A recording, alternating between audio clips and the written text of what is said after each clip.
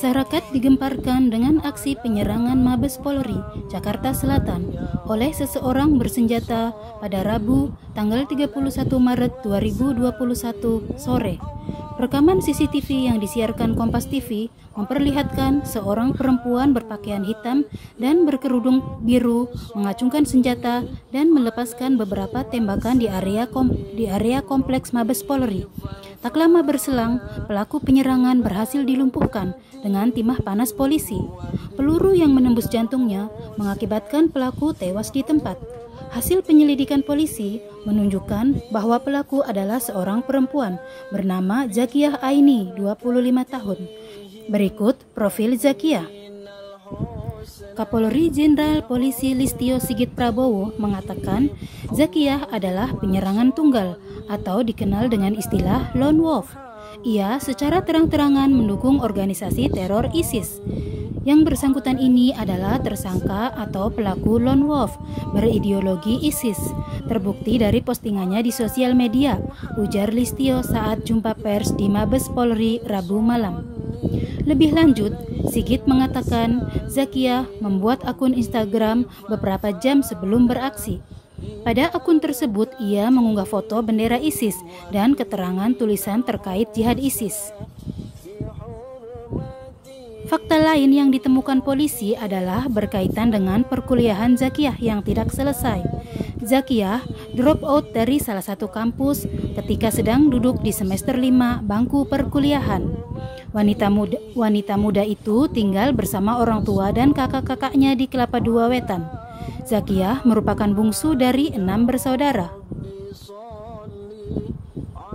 Setelah putus sekolah, Zakiyah banyak menghabiskan waktu di rumah dan tidak bergaul dengan warga sekitar, seperti yang disampaikan Lurah Kelapa II Wetan, Sandi Adamsah.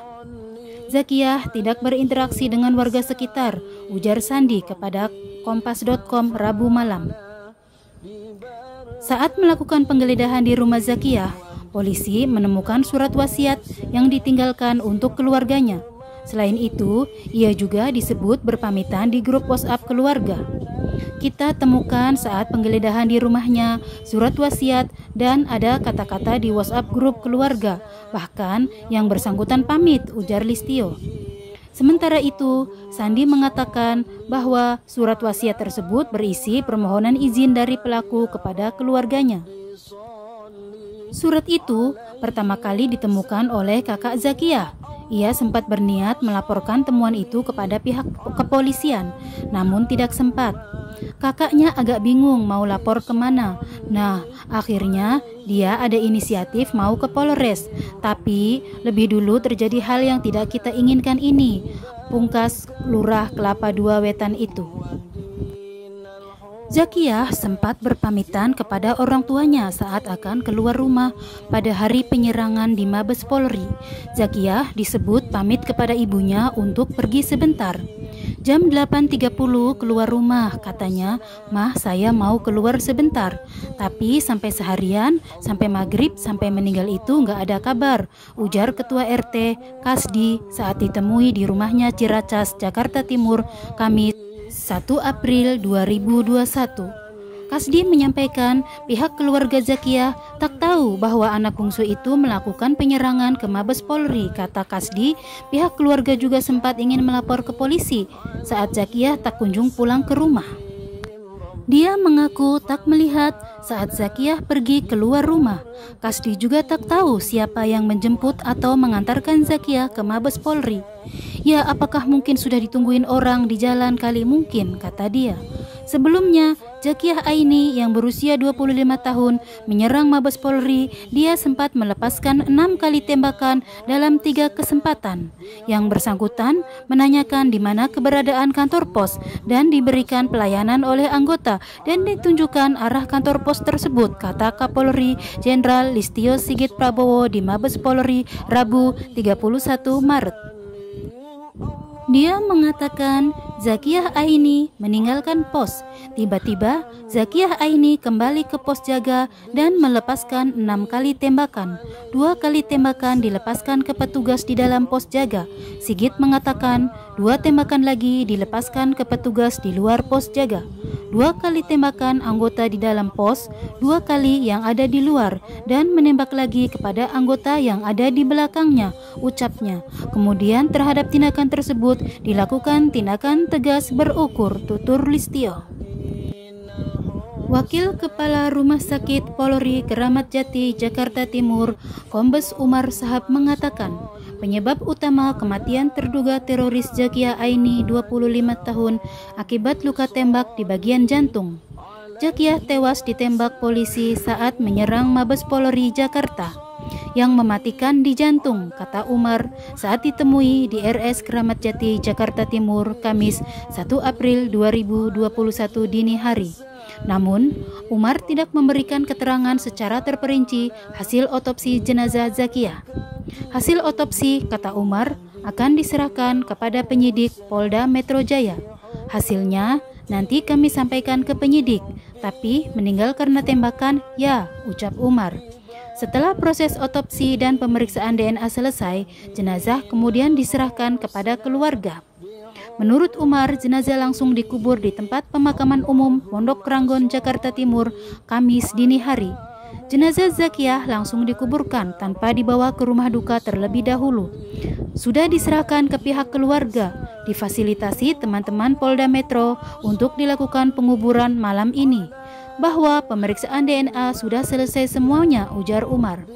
Sebelumnya, jenazah tiba di RS Polri pukul 19.10 waktu Indonesia Barat.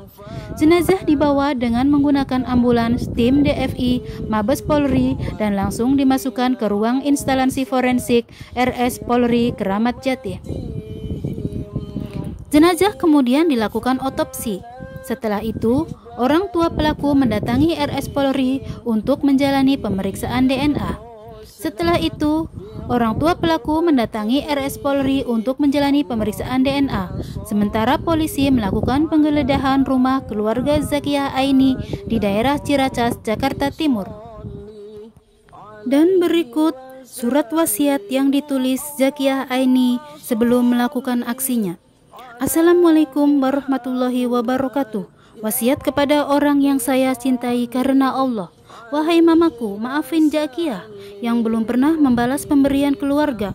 Mama, ayah, jangan lupa senantiasa beribadah kepada Allah Subhanahu wa Ta'ala dan jangan tinggalkan sholat. Semoga Allah kumpulkan kembali keluarga di surga. Mama, sekali lagi Zakia minta maaf. Zakia sayang banget sama mama, tapi Allah lebih menyayangi hambanya. Makanya Zakia tempuh jalan ini sebagaimana jalan Nabi garis miring Rasul Allah untuk selamatkan Zakia, dan dengan izin Allah bisa memberi syafaat untuk mama dan keluarga di akhirat. Pesan Zakia untuk mama dan keluarga, berhenti berhubungan dengan bank dalam kurung kartu kredit karena itu riba dan tidak diberkahi Allah.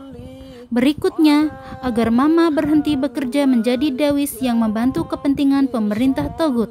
Pesan berikutnya untuk kakak, agar di rumah Cibubur, jaga dede dan mama, ibadah kepada Allah, dan tinggalkan penghasilan dari yang tidak sesuai ajaran Islam, serta tinggalkan kepercayaan kepada orang-orang yang mengaku mempunyai ilmu.